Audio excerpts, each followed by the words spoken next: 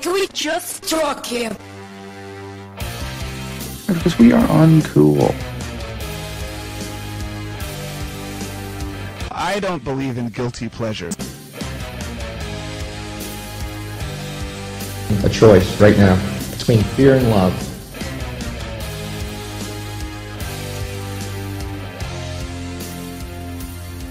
Welcome back to Empower the Audience.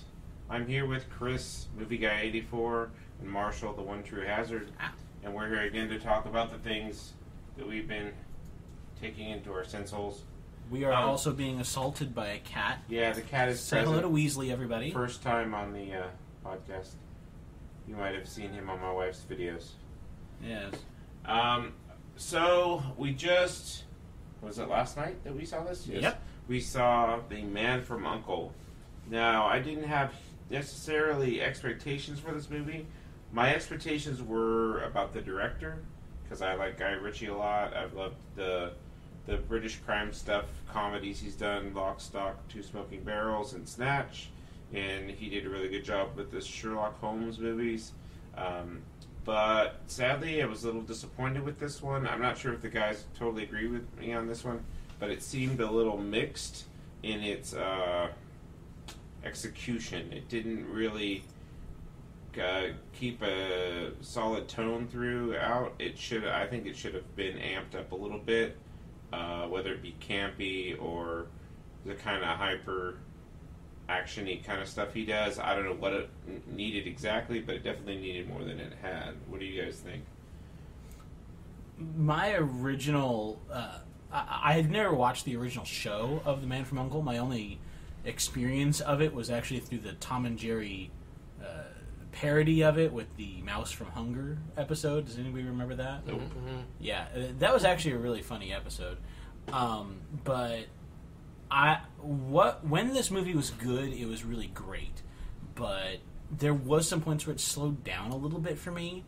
But I kind of understood because it was like more, okay, well, we're going to tell you what the story is now. Mm-hmm. And then there was a bunch of jumble of comedic action for the rest.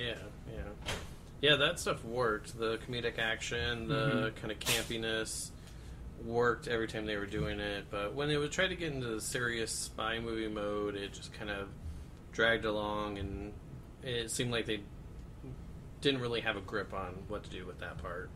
Mm-hmm. But I didn't have high expectations of the movie. I really didn't know what to expect at all with it. Mm-hmm. And I walked out enjoying it. I thought it was enjoyable. I mean, this at least made me want to go back and watch the original series. Yeah, it didn't... Like I said, I didn't think it was a bad movie. I just thought it could be better. Yeah, it probably could have been. Yeah. So it was mixed results for me. Okay, so Chris pretty much prides himself on being a Disney guy. He's into a lot of Disney things, but there was one that slipped through the cracks for him, and that was Candle Shoe, which we showed him recently. If you don't know anything about Candle Shoe, it's one of their older live action. It came out in 77, I believe, or somewhere in 74. And it stars Jodie Foster, David Niven, and Helen Hayes. And she plays kind of a young juvenile delinquent, quote-unquote, from back at the time. And she gets recruited to go treasure hunting, pretending she's like related to this older lady played by Helen Hayes. And by this criminal, she gets recruited to do that for him. And it's been a favorite of mine and my wife's for a while, so we showed it. I have really great memories of this movie. Yeah, it's a lot of fun, and so we showed it to Chris the other night for the first time. What did you think, Chris? Yeah, never heard of it at all, and so it was a big surprise. When it started off, I was like, this seems a lot like the story of Anastasia. And it reminded me of that. I'm like, okay, I see where this is going. She's going to go there and try to con them and then fall in love with the family, and then they're going to be like, oh, you really are related to us, and then that was going to be the story. And it totally didn't end up that way. It turned into like a really interesting kind of like caper story, but like her also growing as a person. As a person, yeah. And it's kind of like those movies that were done by Disney in the 70s where kids were kind of like the main focus and they were getting into these different adventures and stuff like that. that, I think they did really well, and this is definitely one of the good ones, and I was kind of surprised I'd never heard of it. Yeah, it was a lot of fun.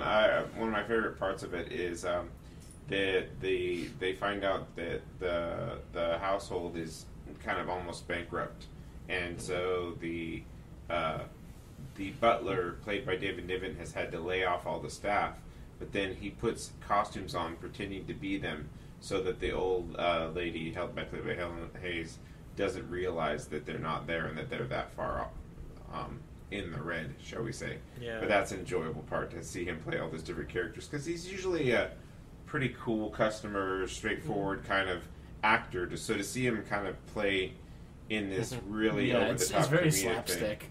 thing. Yeah, It's a lot of fun to see him, because the only movies I'd seen him in before this one, where he was kind of where he was like the cool customer, but not goofing off as much as this one showed it, which was just a lot of fun to see him play like a Scottish gardener or whatever. Just this movie also is what introduced me in my early childhood to the fun game of floor skating. Has anybody done that as a child? Yeah. Okay, so this movie, in it, there's this one floor that is well polished, and so people go sliding across it on a moment's notice. And so it was great fun for the rest of my life, ever since I discovered that, just putting on socks and sliding across the floor. Yeah, kind of the Tom Cruise treatment. Yeah. Okay, so the other movie, this seems to be the unseen movie episode. Chris had never seen the fourth Terminator movie, Terminator Salvation. We discussed Terminator a while back when we saw Terminator 5 in length with Marshall, but we thought we'd get Chris's impression of this movie since we literally just watched it tonight. I thought it was a lot better than people were giving it credit for, because anything I heard about it was just garbage and nothing was good about it, and I was really surprised. The story was pretty interesting. The whole guy that didn't know he was Terminator, that was really interesting. His whole kind of battle with am I human or not, and dealing with that was really cool. The action sequences were really well done. Those were really fun and exciting. So I don't really get where people didn't like it. I don't know. I'm confused about that. Were you? How did you feel about that one Terminator at the end that resembled young Arnold Schwarzenegger? Oh yeah. Okay. Well, yeah. Okay. What did you feel? Because that was all done digitally. Yes, obviously. I felt it was unneeded.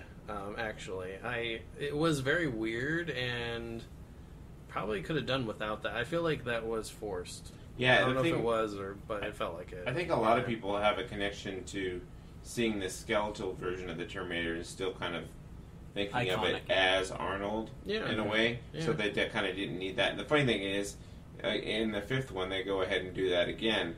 But I think it works in the fifth one probably better than it worked in this one. It did. It worked a lot better because there was actually a reason to have it in the skin at that point. Yeah. In this one, you really could have just gone, okay, we'll just throw this one at him, and he doesn't need the skin because there's no need to infiltrate. And it's a little bit of foul play too, because I do know that Schwarzenegger was intentionally not in this movie.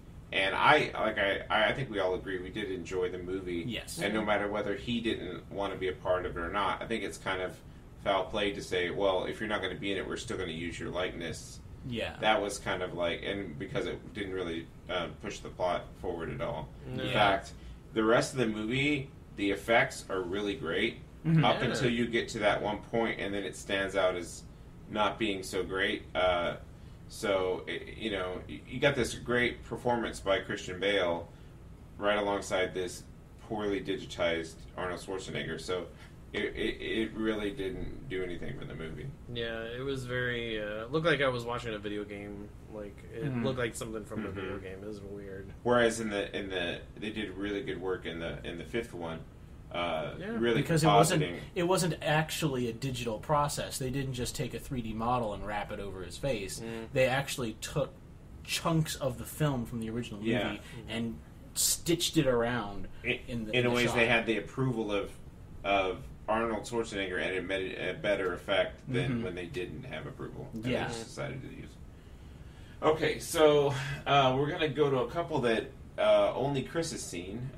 Some interesting recent arrivals. Fantastic Four. So literally, only you saw this one. Yes. Yes, because was there anybody else in the theater? Well, for this one... One other person, but... Actually, no, this one there was quite a few people in there, and I was surprised. I'm sorry. Because it was early in the afternoon. So I was kind of surprised there was a lot of people in there, especially after all the bad kind of press for it the few days leading up to when I saw it. But the whole time I've heard about this movie coming out, I've had high hopes for it. Or at least, I've been trying to be positive about it. I know a lot of people have been like, oh, it's going to be garbage. Fox doesn't know what to do with Fantastic Four. But everyone involved in it, like on the creative side, I've thought, okay, these are decent people, the director and the actors. So I'm like, it could be good. It could be good. Let's see.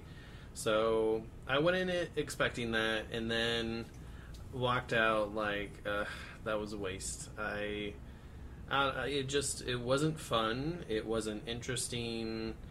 I did not like the characters at all. I kind of hated every one of them in some way. Like, I just thought they were really all annoying. And even Kate Mara, I know a lot of people don't like her as an actress, but I do. And I was really rooting for her to at least be the decent person, and even her character was just like, blah.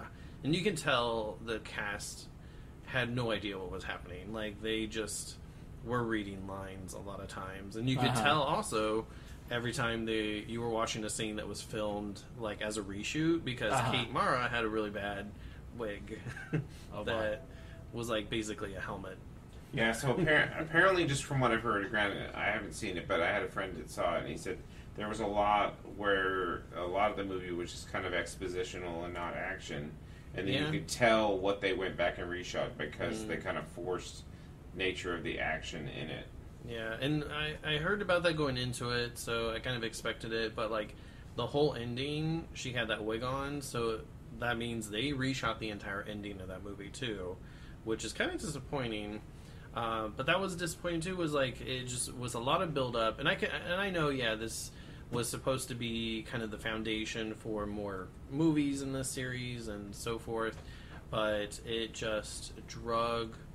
I mean, it could have been more interesting, but then it was like, all right, big battle, and it's over. See you later. Like, just the battle. Was so you really think that Fox is flubbing it with their Marvel lines? Well, the interesting thing is, I talked to a friend, and there's just a total rumor, so I don't have any news break, but they said that in the future, Fox does want to do an X-Men TV show, and they're wondering if, because they have to get permission from Disney to do this X-Men TV show, if in the bargain they'll give the rights for the Fantastic Four to Marvel, because it'd be definitely interesting to see what they could do with Fantastic Four, because Fox hasn't done a lot of great things with this property, and I don't know. I mean, the last thing you want to be is the one bad superhero movie right now, because there's so many good ones. Yeah. And, it's just going to give you a bad reputation, and people aren't going to ever trust you again with this property. In fact, whoever does this again is going to have a lot of building up of the public trust, because it's kind of like what J.J. Abrams is currently going through with Star Wars, where he's having to make these publicity moves that show that he's got it in hand. It's in good hands, And so that's what they're going to have to do with this property for going forward, because they've been, for most people, they've been burned 3 times by it. We'll see with that one. And the next one is Vacation. Yeah, Vacation. Another one that I knew would probably not be that great, but I went in positive as well, because I've liked all the other vacation movies, even Vegas Vacation. I like that one. But this was funny. It had a lot of funny moments. I think a lot of the big gags were spoiled by the trailers and commercials, so those just didn't pull off as well. As well as this was the movie I saw where there was only one other person in the theater with me. So it's very awkward seeing a comedy like that. That's a laugh out loud comedy, and you're the only person laughing in this big old theater. It's really weird feeling. Comedy should be a shared experience. Yeah. Yes. It felt very like apocalyptic. Like I'm just in Like this the theater Hunger by Games myself. of some One man comedies. standing alone in the wilderness, Yeah. laughing his butt off. I mean, it was funny. It wasn't as, I don't know. It wasn't as. I can't think of the word. I guess you didn't connect to the family as well as you did with the original family and the original Vacation. I feel that movie it appealed to so many people because they saw themselves in the Griswolds. You know, all the goofy stuff that Dad kept doing and things like that. And you just didn't have that connection to Rusty and his wife and the kids. They, the kids. One kid was just completely annoying, and then one was annoying in a different way. I mean, it was just all. It was weird. It felt like a weird. So explain family. this to me. This is a remake of Summer Vacation. No, it's not a remake at all. It's the of Vacation. son of It's the people from Okay. Vacation. yeah. It's in the original couple, the original Griswolds. There's Chevy Chase and Yeah. I can't think of her name. Beverly D'Angelo. Yes, they make a cameo in it, but yeah, it's their son Rusty. His family vacations have been really boring, so he's like, okay, we're gonna do something exciting, go to Wally World. Like when I was a kid, I know it meant so much to us, so I'm gonna try to do that with my family and reconnect with them. But it's, as always, the vacation from hell, and just everything goes wrong. From the rental car to all the spots they stop in along the way. And Rusty's played by Ed Helms, who was Andy in The Yeah. Office. Okay. Yeah, Ed Helms, hilarious. He was good in it. Christina Applegate, funny too, and all her stuff. I can see that face being part of the Griswold family. Yeah. Yeah. Yeah, I can see that. But yeah, and his dad was good. He was funny in this kind of like, I don't know if he was like clueless about stuff or if he was playing it off for his kids, because they would ask about certain adult things and he would like he didn't know what these things were. See, And so- given my experience with the Griswolds in the previous movies, I'd say he's just playing it off. I Yeah. didn't see this movie, but I'm going to guess he's playing it off because Rusty was a really intelligent kid in the old movies. yeah He was actually rather So- perceptive. Oh, true, yeah, especially in Christmas. Yeah, in Vacation, Christmas yeah. Vacation, which was the only one of the two that I saw. Yeah, I don't know what was being done with that. If that was just a gag or what, but I wonder if you see it again with a group of people, if that actually can make some difference in how you like it, if you like it better. I don't know. I mean, I still thought it was funny. It's definitely like a rental. I think people would still enjoy it, but it didn't have it wasn't as good as the original movie. Okay. Okay. So, also recently, since Movie Guy 84 has now moved in with us, Vince and I have taken it upon ourselves to educate him in the ways of anime. So, two anime that we've started him on, which are just some of the best anime we've ever seen, or at least in our opinion, were Sword Art Online and Full Metal Alchemist Brotherhood. And you haven't seen too many episodes of each one yet, but what do you feel about it so far? Let's start with Sword Art. Yeah, Sword Art Online, SAO, as you guys have been calling it. That started off really interesting for me. The concept of getting trapped in this MMORPG kind of game is really exciting and really interesting. So each episode, though, it gets better and better. Stakes are higher. The different people he's running into and the issues that they're having with dealing with the whole situation of being trapped in there, and that if you die in the game, you die in real life. But then there's also that, is any of this real? I mean, obviously they can't log out because they can't log out of the game, but, are they really dying when they die? Or, like, how long is this going to last? They've already been in there for a few months, so it's really exciting to see, a kind of realistic way of, like, how are they dealing with this? Now, what's very interesting is you've gotten a lot of really deep plot already, and you're not even a quarter of the way through the first season, right? Yeah. This show will continue to get better. Although there are points where he and I kind of go, we could have probably done without that. But literally, you are going to fall in love with this show over again in a while too. Yeah. So then, while Vince wasn't there, I started showing you Full Metal Alchemist Brotherhood. Now, for those of you who don't know, there are two different series. There's the original television series of Full Metal Alchemist, and then there's Full Metal Alchemist Brotherhood, which follows the original comic much more closely, and it's got much better production value in it. So, what did you think of FMA? Now this I had heard of, and I know my little brother watched it, but maybe he watched the original show because that was years ago. But this, I didn't think I would like it, to be honest. But it's really funny and really smart, and really interesting with the whole like the alchemist and what they do with the, because it's like mixing science and. For those of you who don't know what magic. it is, Full Metal Alchemist is about a civilization that has mastered this pseudo-magic where they can draw a symbol, channel energy through it, and alter the arrangement of matter. So they can change the shape of something, or they can even rearrange the chemical compounds around.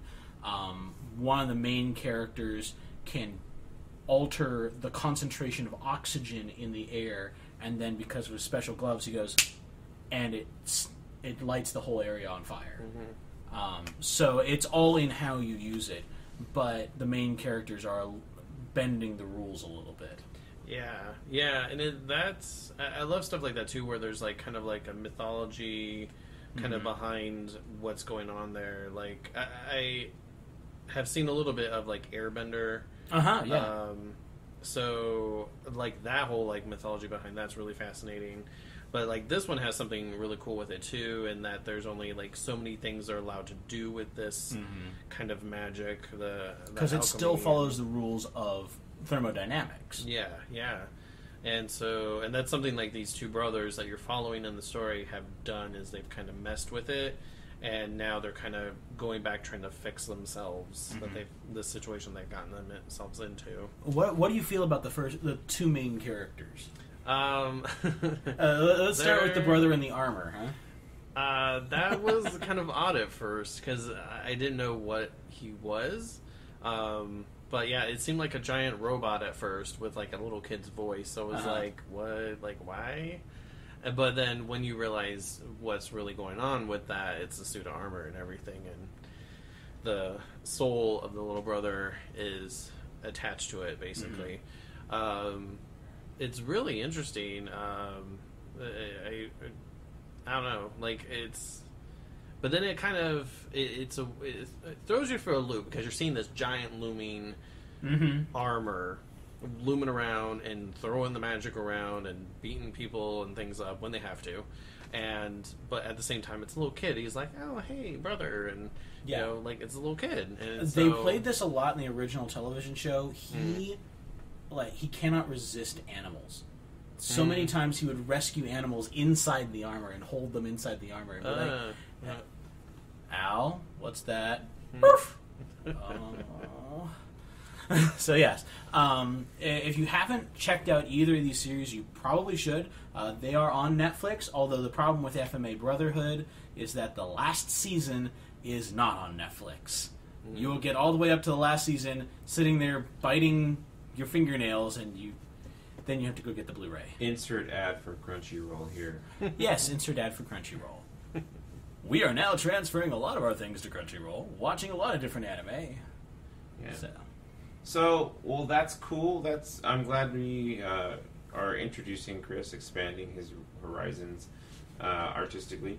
I think that's about all we have for you tonight, and we will be adding more to the show in just a little bit. But for now, this is Corey and Chris, Movie Guy 84, and Marshall, the one true hazard, signing off for Empower the Audience. Phase 1 is now complete. Beginning Phase 2.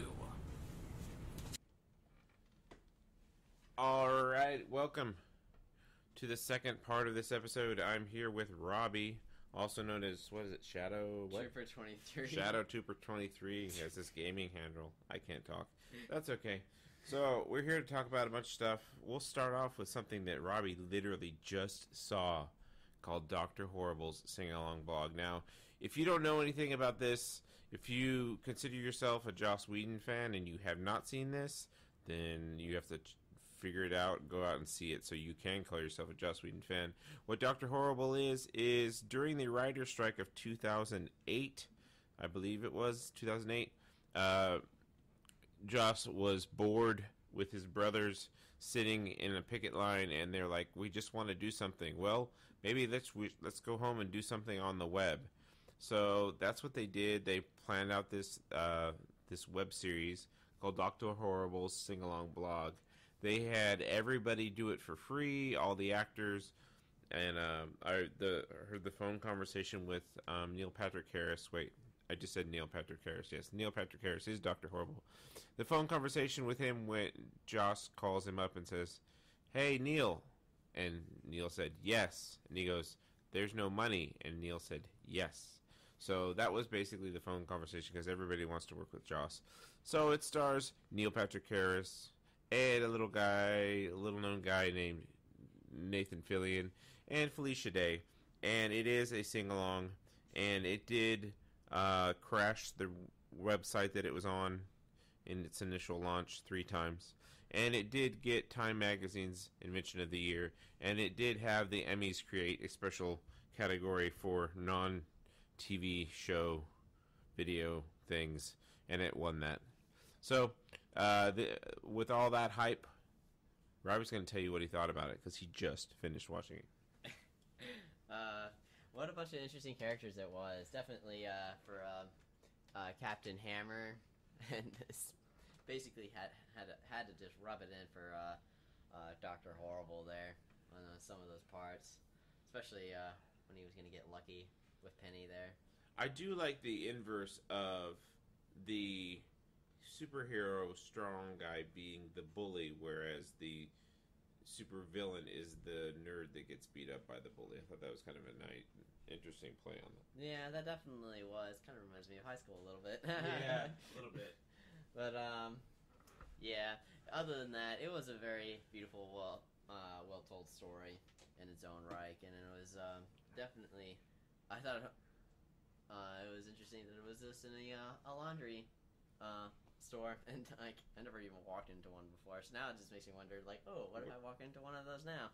Yeah, maybe you'll meet your Penny. Yeah, meet my Penny. That's such a pretty name, Penny.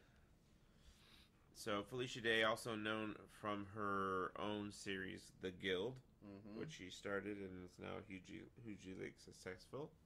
And all right, so that's Dr. Horrible. He approves. He's been inducted a little bit further into Wedonia. Definitely more with Nathan. Because he's, especially to those who are really into voice acting and gaming, Nathan does a really good job with voice acting. So yeah, both Nathan and Alan Tudyk, I know, are part of the Halo series and have been for a while. Yeah, he'll be a major character in the upcoming Halo 5 Guardian. So as he was first introduced to us back in 2009. Really, his major role was in 2009 for Halo 3 ODST, which was a prologue to Halo 3. Basically, like a little bit of a side story. But it was a really, really well-told story. Buck was a gunnery sergeant for the Marine Corps for a special division type of soldiers for... think of it like modern paratroopers, but instead they're called Orbital Drop Shock Troopers. ODST for short. So yeah, they're kind of the badasses of the Halo universe, aside from Spartans, obviously. But yeah, the normal people of everyday lives. Cool. Although, well, the main things Robbie said he wanted to come talk about is, since he's our resident Star Wars expert, the new expansion at the Disney parks. Yes, they have just announced that, and oh my gosh, does the art for it, for their plans, looks fantastic. And so far, the guy who was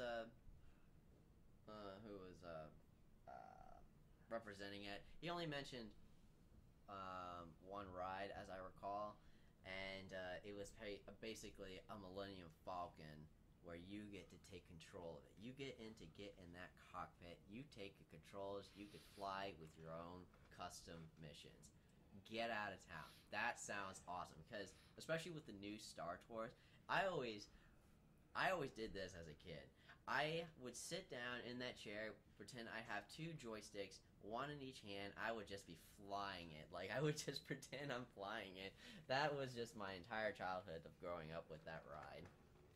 Yeah. So basically, they're expanding Hollywood Studios, and at Disneyland, they're expanding as well. Mm-hmm. I've heard that they're going to have they have Star Wars weekends here at Hollywood Studios, and in California, they're going to start Seasons of the Force. Is that what it is? Something like that. I haven't really Seasons of the Force, and they're going to do what they call the Hyper Drive Space Mountain or something like that. Yes. The Hyper Drive Space Mountain, which is, if you know anything about what they do during Halloween to the Haunted Mansion, where they do Nightmare Before Christmas, kind of takes over the Haunted Mansion in California. Well, that's kind of what they're going to do here with Space Mountain.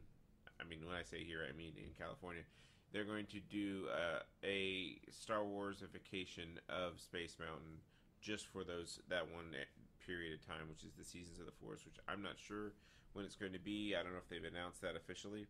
But we as Star Wars fans are definitely looking forward to having more Star Wars attraction stuff to see, just even the themed areas. Oh, yes. Because I thought I really even like the store at Hollywood Studios. It's kind of like a Tatooine kind of look, so definitely looking forward to more of that stuff. And let's just take, like, the entire aspect of, like, what you would expect to get in Hollywood Studios from, like, your cafes, your stores. Just make that into, like, its own Market Street at a spaceport. That's exactly the description as what he told us. It's going to be not just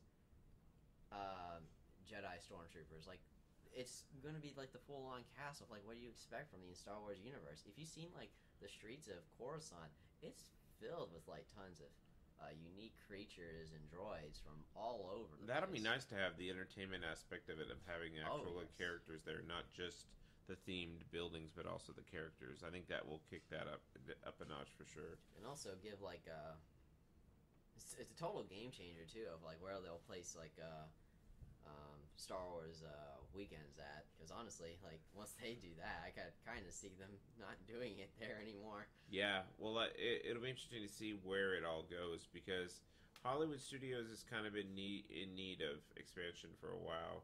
And it's smart. I know they're expanding the Star Wars and they're expanding Pixar, so which would be good, because those are the 2 most popular things at that park. So I'm not sure if it's exactly Pixar. I also heard it was just going to be Toy Story, like a Toy Story Land or something. Yeah, like that. something. But I would prefer it to be just Pixar itself, because I think going it based off of just one fandom group. Now, don't get me wrong, Toy Story is a fantastic storyline. It's just also written by Joss Whedon. Bringing it all back. Yeah, it's all coming back to you. And but yeah, like it's just Pixar is just like one of those things where I love the art to it. Like, maybe they will expand it then in the future. Then maybe they will. Maybe, like, one of the movies like they were supposed to do before Inside Out, it was supposed to be a movie called Newt, and that story kind of reminded me of, like, Bug's Life, but like a little bit more of a Wall-E aspect. It was supposed to be very, very artistic, but they dropped that story, so I was a little disappointed on that. Yeah, I thought it was going to be good. But yeah, back to Star Wars and other subjects. Do I see myself going there a lot, especially as a Florida resident? Yes. he practically wants to work there, so yeah, I would probably try getting a seasonal or part-time over there as I'm going to school. Yeah, so. you have to just be careful. They'll have to watch him not to steal everything in sight. I'll probably get tackled by one of those New Order stormtroopers. Yeah, that'd be funny if they actually had stormtroopers be the security in the section. Indeed. So, was there anything else you wanted to talk about? Oh boy. the new Star Wars video game will be coming out soon this November. Oh yeah, the And, Battlefront, right? Yeah, and this semester for fall is going to be so tough for me, for sure, especially. School is going to be It's like a chore, even more so. Technically speaking, yes, it'll be more like a side note, as much as I hesitantly say that. But just 3 new games I highly recommend to you nerds out there. Just stick with Fallout 4. Especially if you love a good story, stick with Fallout 4. And if you love exploring, if you want a good multiplayer action, especially with like your best friends, go with Star Wars Battlefront or with Halo. I'm not really seeing a good... I'm hearing mixed rumors of like it either being a really dark story with Halo 5 Guardians, or I didn't like Halo 4 at all. I thought that kind of dropped the ball a little bit for me as a fandom. Go ahead, Corey. Oh no, that's fine. Yeah. Well, I'm glad that we had another reason to bring Robbie into this, other than actual video Star Wars stuff. It was an actual a totally different aspect to the Star Wars universe. So we'll be pulling him in more and more, and he probably he might just take over an episode when actual episode 7 comes out. I mean, we won't be able to stop him talking, so might as well just give him the microphone. I'm flattered. Well, I would hate to steal your show. Yeah, well, I mean, at some point it's going to be pointless to try to interject. Cause, in fact, or you could just extend the show period times. Yeah, it might be hours and hours and volumes. Oh yes, but then again, it might be a separate show altogether. Just maybe the Robbie show. All right. Well, thanks for joining us again. Thanks to Robbie for bringing in the Star Wars updates once again. Thank you. And thanks for coming to Empower the Audience. Check our website. Check our social media. We'll be coming at you with newer stuff as we go along. Thanks again. Bye. Thank you.